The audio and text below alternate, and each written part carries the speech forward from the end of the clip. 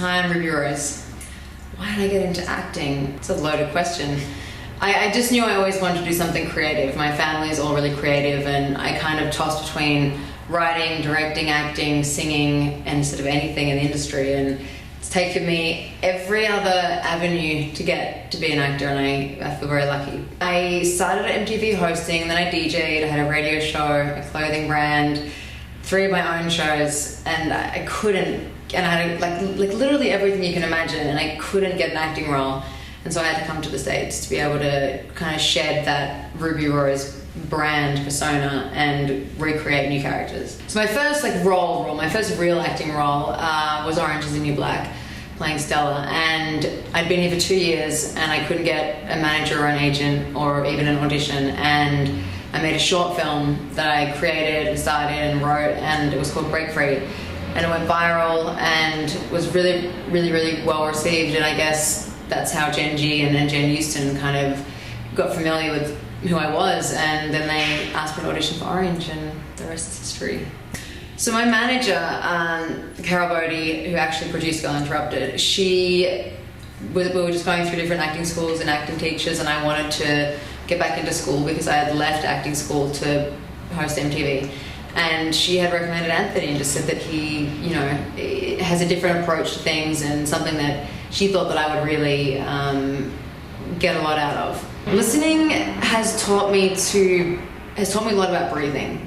A lot about breathing and a lot about dropping in and a lot about not worrying what you're supposed to say next or do next or how you're supposed to react. Because if you're really listening, then every single time you do a take or you're performing on stage or in one of the classes, you're going to react differently because that person that you're working alongside might change something, just the smallest fraction that's going to change something you do to the smallest fraction. But if you're not listening, you're just going to be robotic and continue to give back the same performance. I was laughing about this before. I'm like, get a really nice, beautiful grey wall, some beautiful beauty lights for your self-tapes. No, the best advice is to watch a lot of films. I mean, there are days where I'll just watch 5 films in a day because I just want to, and this spans 50 years of films, because you will find roles you didn't know existed, films you didn't know existed, directors that you want to work with, writers that you want to work with, and it's kind of the most fun way as well to get an education and read a lot and explore a lot. And if in my case, for instance, you don't have a manager or an agent and you're not really sure how to go about that, then create your own content, create your own short film, try and submit it to festivals. Just get involved in the film industry in any way that you can. I'm excited about having 3 films come out within 3 weeks of another. Can you imagine this press junket tour? It's going to be so gnarly.